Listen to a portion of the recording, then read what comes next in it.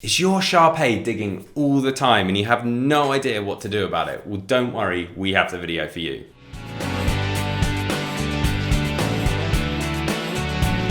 Welcome back to the Fenrir SHAR PEI Show. My name's Joe and I'm a certified canine leader here at FenrirCanineLeaders.com.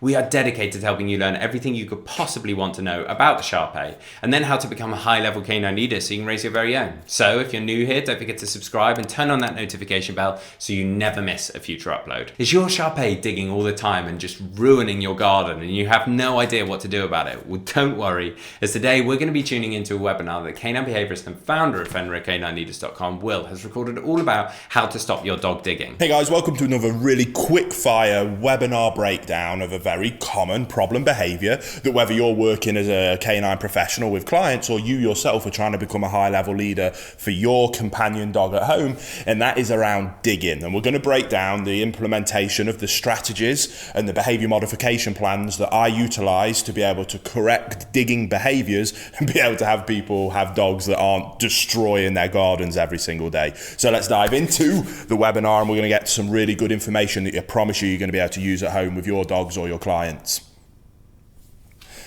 Now, as is always the case with any problem behaviors that we may have with our dogs, we need to not only just to put a plaster on the problem, but we need to get to the root cause of the issue.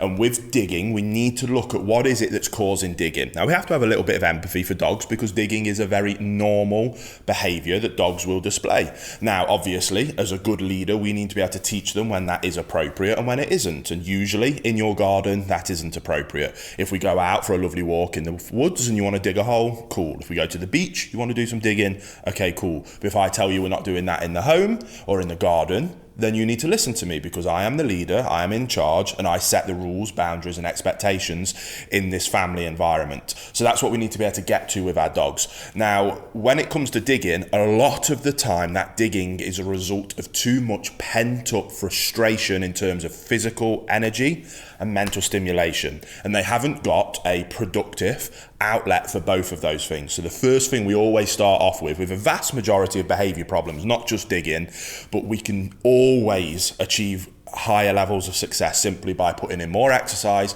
more mental stimulation. Exercise is obvious. We can go out and play frisbee, we can go out and play fetch, we can go for a walk, we can do some running, we can teach a dog to run alongside a bike. The options are truly endless. When it comes to exercising our dogs physically, mental stimulation can require a little bit more creativity, but there's tons of different puzzles out there. You can get frozen Kongs, any kind of obedience work, agility, getting your dog into doing just any kind of work with you is fantastic, especially for working breeds. So we're going to add in more mental stimulation, more physical exercise, and you will be shocked at the amount of times that alone will address the problem of digging, because the root cause, rather than sticking a plaster on it, the root cause was simply that they're bored and frustrated. So let's start there. If that doesn't work, you've done that and you're still seeing these problems, then we get to move on to the more behavior modification, the fancy stuff that people like to hear when it comes to kind of these intervention strategies. So then when it comes to digging is a funny one in the canine behavior world. It's not something that can be addressed as easy as, say, reactivity or excessive barking, because first of all, there's a few different things that come up with problems. Supervision, being able to ensure that we're watching the dog. To be able to correct the behavior, we need to be able to implement fantastic timing. So the strategies we use are going to be a little bit different when it comes to digging. But regardless of the strategy that we use for any behavior problem, we absolutely first, again, must address the relationship that the dog has with its owner. Now, whether that's the dog with you as an owner and you're trying to become a higher level owner, or maybe you're watching this because you're thinking about taking first steps into maybe doing this for a living. You cannot come in and simply say, this is what you should do, see you later. Or watch me do it, I'm going to do it. Oh, awesome, that worked. Do what I did, see you later. That worked because you were able to come in and establish a good relationship with the dog very quickly through your higher levels of leadership skills. The owner then watches that, tries to replicate it without that level of relationship, and things just fall apart. That's no use to anybody. We have to be able to teach the owner how to become a high level canine leader, restructure that relationship so that the dog sees them as the leader, and we'll look to them for guidance and direction. When we get to that point, then implementing the modification programs, correction-based programs, positive reinforcement-based programs, that becomes so much easier, because when you have that relationship, asking a dog what you do want from it is much easier, and asking your dog to stop doing something is then also much easier. So we must address that. At Fenrir, we use our bootcamp process. There'll be a link to the online version of that down in the description box below if you want to go and check that out. But that bootcamp process is very specifically, I designed it to not only be the 1 month process of being able to really put in those rules, boundaries and expectations to restructure that relationship, but inherently it then also teaches the owner how to be a high level canine leader. It teaches them the theory and the understanding required for them to be a high level canine leader. So not only do they come out of the other end with the desired outcome of that restructured relationship, but on top of that, they have learnt to become a high level leader that can then address any future problems, which then means they don't need me again as a canine behaviourist, which is the ultimate goal of any canine behaviourist. It isn't to put a plaster on things, it's to help the owners not need us again. If you can do that, then I promise you'll have a lot of success in this industry. Hey guys, just a really quick message. I just wanted to let you know, if you didn't know already, that my first published book is officially out and available now. It's called Raising and Training Perfect Puppies, The Missing Secret of Success, where I boil down all of my skill set, experience and knowledge into the pages of this book to help set you up for huge amounts of success with your puppy. If you are interested, there'll be links in the description box below. It's available worldwide on Amazon. I really hope you find it as valuable as I'm sure that you will. But until then, I'll let you get back to the video you were just enjoying. So what we need to do is be able to help them restructure that relationship. Again, we use our Canine Bootcamp to be able to do that. Once we've got through that process, like exercise, you will be surprised that simply going through that process will address. So if exercise might address 60% of cases, restructuring the relationship might address another 30% of cases. So just simply going through, and by the way, we put a lot of exercise structure into the boot camp for that reason. Again, not only to restructure the relationship, not only to help our owners become high-level canine leaders, but also to give them an opportunity to put a lot more exercise in, because again, we know that through thousands of cases that 95% of these cases will be addressed simply by doing that, which then leaves us this last little bit, which is where we then might need to get a little bit more creative in terms of an actual structured behavior modification program. Now, this is usually where I jump into correcting the behavior, but when it comes to digging, I want you to take more of a process of managing and correcting the behavior. Part of being a good leader is about setting our dogs up for success, not setting them up to fail. So if this behavior is happening when you go out and you leave your dog with free access to the garden, stop leaving them with free access to the garden.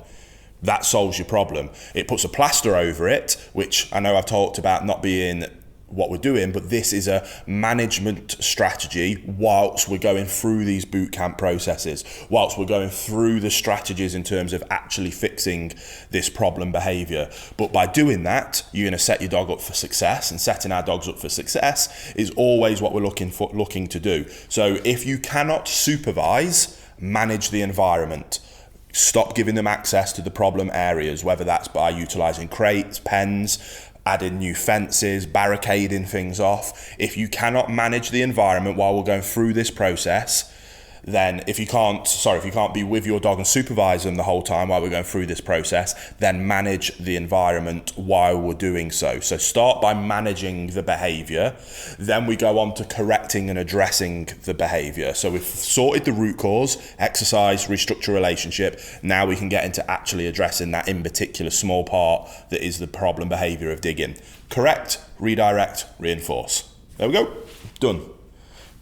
I'm going to go into a bit more detail, don't worry, but that is as simple as it is. Too many people make these concepts of canine behavior remodification far more complicated than they need to be. And the reason why people have other behaviorists or other, in particular, positive only approaches don't necessarily work is because, first of all, they don't address those first two pieces of the puzzle.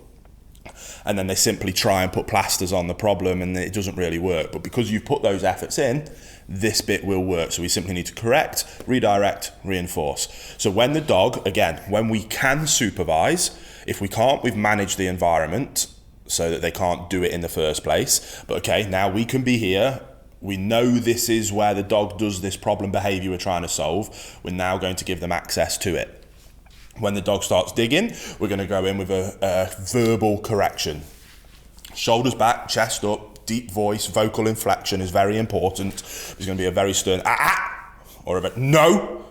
And we're going to save that vocal inflection and that verbal correction. We're not going to use it much, but we're going to save it for situations like this where it can really carry some weight. The more work you put into restructuring the relationship in the second part of the process, then the faster, quicker, more effective this verbal correction will be. So the dog is about to start digging and no, snaps them out of it really quickly.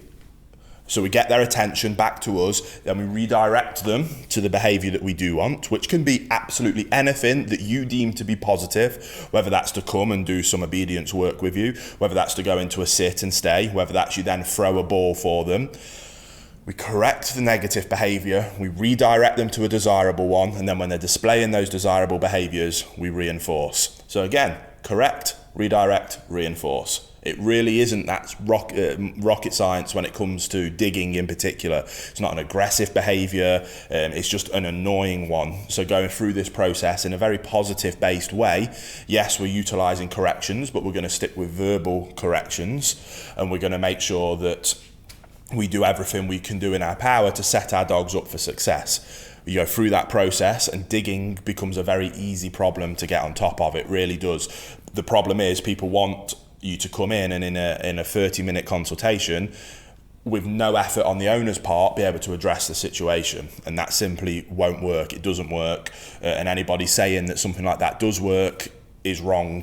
And they're probably trying to sell you something that doesn't work.